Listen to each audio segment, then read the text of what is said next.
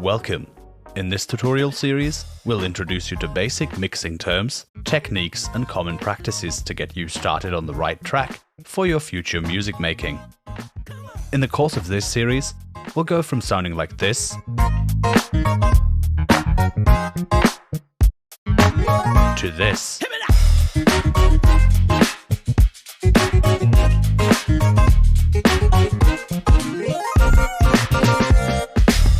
And show you step by step how we got there. Check the video info for a list of topics if you want to skip parts. But wait, what are levels? And for that matter, what is mixing? Let's define that first. Mixing is the process of making sure each sound or instrument in your music is audible at the right volume, time and place in the stereo soundscape. If there is a sound in your mix, it's there for a reason. If it isn't, then mixing may also include removing things you don't want or need to hear, or removing them to make room for others.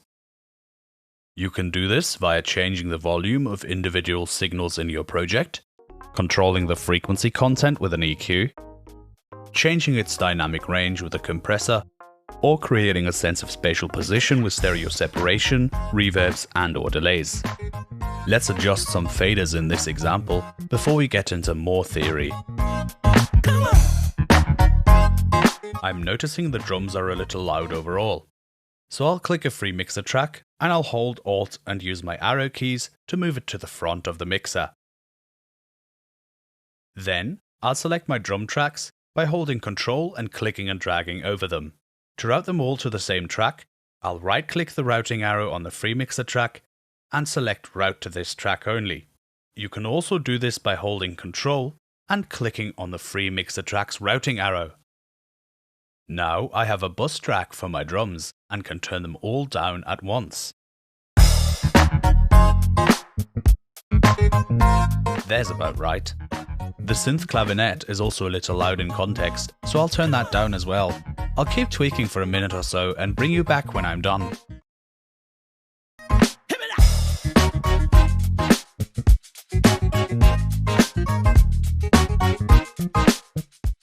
So, how did I know to do all this? Let's find out. You will have noticed levels are shown in decibels or dB. The dB scale is traditionally used in audio production and is a relative scale. That means the values displayed are relative to the 100% volume limit imposed by the audio output device or audio file, WAV or MP3 or what have you. If we assume 100% level equals 1, then all levels are relative to this reference value of 1. For example, if the level is at 50% of the maximum volume, the level is 0.5. The value is transformed into decibels according to the following formula: 20 times the logarithm to the base of 10 of x over y. If we're talking digital audio decibels, y is always going to be 1, and x is our signal level, meaning the signal level of the mixer track we're looking at. So based off of this equation, we can say three things. All values of x that are less than 1 will produce negative results. When x is equal to 1, the equation will produce 0 as a result. And when x is greater than 1, we will get a positive result. So let's substitute x with our 50% level from earlier. 0.5 divided by 1 is 0.5. That means 20 times the logarithm to the base of 10 of 0.5 is minus 6 decibels. If that is at all confusing, and it's likely to be if you're watching this video, the FL Studio manual has a lookup table for key decibel scale values. If you remember nothing else for now, note that values above 0 decibels are a problem when rendering to most audio file formats, and so it's a key level when mixing the final output. When the level exceeds the maximum value the audio path or format is designed for, there is no more vertical room to represent the signal accurately, and so the paths exceeding the maximum value are cut off. We refer to this as clipping. Clipping introduces distortion, and therefore is generally undesirable when it's not done on purpose. And since you have no control over how your audio interface or speakers clip, it's best to avoid this in the output stage. Loudness is how we perceive level, as discussed earlier. That is, it's psychological. So here we have a little problem. Decibel is a physical measure, loudness a psychological one. The relationship between the two is a little complicated and not at all consistent. Frequency content, duration and dynamic range all combine to create the sensation of loudness. However, that does not stop people from creating measures that attempt to estimate loudness based on some complicated formulas. LUFS, or LUFS, is one commonly used today. Loudness units full scale. Loudness unit measurements are taken after a special filter curve is added to the audio, and then the average level over a time period is taken into account. They combine three ways of averaging signal peaks over time. Momentary loudness averages over 400 milliseconds. Short-term loudness averages the last 3 seconds, and integrated loudness averages the whole file from beginning to end. Loudness units use the same increments as dBFS, so if you turn a song at -14 LUFS up a decibel without changing anything else, it is now -13 LUFS. This measurement, in essence, tells us how densely packed an audio file is. Readings closer to 0 mean higher density, and vice versa. LUFS readings are generally considered to be a better match to relative loudness between tracks or within tracks than decibel readings. That's why they are used in the broadcast industry and some streaming platforms to make sure random songs played in succession are not dramatically different in loudness, so you don't need to keep adjusting the volume control. Useful. You have probably noticed something similar when watching a movie. Sometimes it's hard to hear the dialogue, and then you're blasted by explosions by the action sequence. And this raises the next topic. Dynamic range is the distance between the lowest and highest signal peak in the audio material. Like loudness, dynamic range can also be thought of in the short term, the transient hit of a drum versus the decay, or longer term, over the course of a song as a creative element, using changes in level over time to create interest, tension, or to separate emotional changes in the music. Enough with the concepts. Let's see where in FL Studio you can set your levels. There are 4 main level controls in every normal signal path in FL Studio, and some extra ones that only matter in specific cases. There is channel volume, next to the channel button in the channel rack, or larger in the channel settings. This is often used for quick volume adjustments in the channel rack, especially before a channel is routed to a dedicated mixer track. When a channel is also routed to a mixer track, this control can be useful to make pre-fader changes in level. That is particularly useful when you have a group of instruments directly feeding into the same mixer track. It's important to note the channel volume knob is mapped differently for different types of channels. A sampler channel, for example, will have a -5.2 dB offset, with the channel volume at the default 78%. An audio clip, on the other hand, has no offset when the channel volume is at the default value. With VST or AU plugins, the channel volume's behavior depends on the internals of the plugin. Generally, it affects the main output volume, but some plugins do not support channel volume at all. Then there is the volume multiplier in the miscellaneous tab.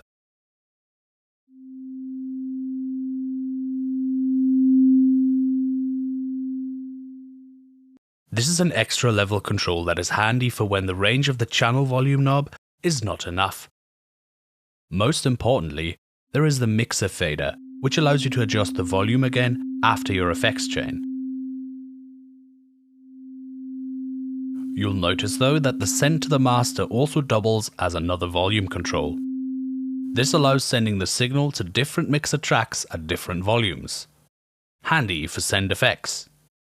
And finally, if you're using a synthesizer, those will often have a way of controlling their output level as well. Gain plugins are effect plugins you can use in the mixer to adjust the volume of your audio at a specific point in your effects chain, which may be needed for fine-tuning the input level into a distortion or attenuating the output of a very resonant filter, for example. We'll show Fruity Balance and Fruity Send here.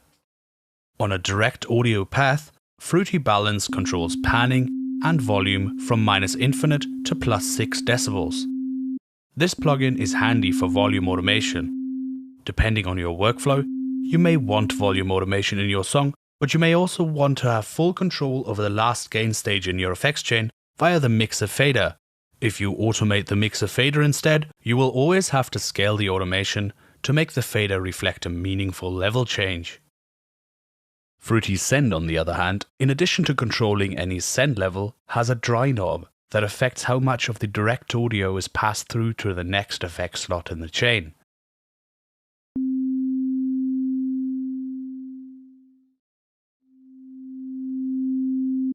It goes from -infinite to 0 decibels and is therefore great for fading signals in and out after effects, because it can't make the audio louder. But how can you tell when something sounds good? Apart from your personal sensibilities and taste, there are certain things you can do to ensure your mix doesn't end up universally unfavorable. For example, let's look at some frequency plots of popular music songs. You'll notice that even though they are vastly different songs, they have one thing in common. There is a considerable downward slope in the frequency response in all of them. Music often de-emphasizes high-frequency content and emphasizes low frequencies. This is consistent with a number of studies that have been conducted in the past, which led to the equal loudness contours, stating that humans generally are very perceptive in the high-mid frequency range, and low-frequency content needs considerably more power to be perceived as equally loud. So for something to sound even to the human ear, there must be an inverse relationship between frequency and level. Over the years, this has changed a little. Currently, pop music dictates, for every doubling in frequency or octave, the sound should be 4.5 decibels quieter, which is why, when we go back to our frequency plots of popular music and enable a -4.5 decibel slope for the visualizer, we end up with an even-looking frequency response. Equipped with all this information, a great way to internalize this -4.5 decibel slope and train your ears to listen for it is by mixing against noise for a few projects. I've added the tilted noise we're using in this example to the files included with this video, so you can try it out on your own songs. The technique goes as follows. Place the noise sample in your project as an audio track.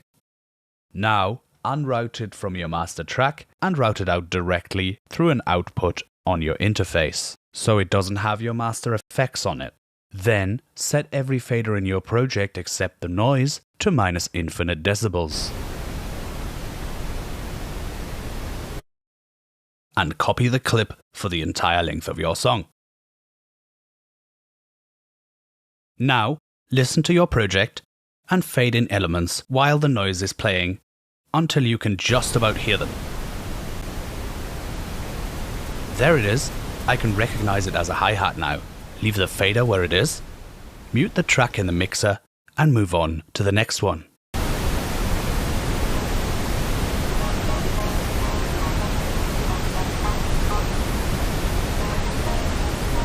I've advanced to the point where I've set up all of my faders against the noise. What remains is to mute the noise and unmute everything else. If you've done it correctly, you should now have a very good starting point for a mix that you can add your own flavor to.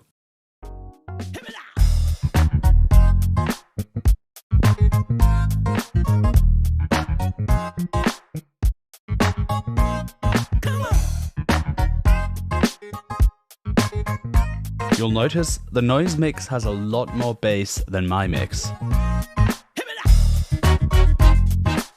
I chose to have less bass overall, so I could have a more well-defined drum kit.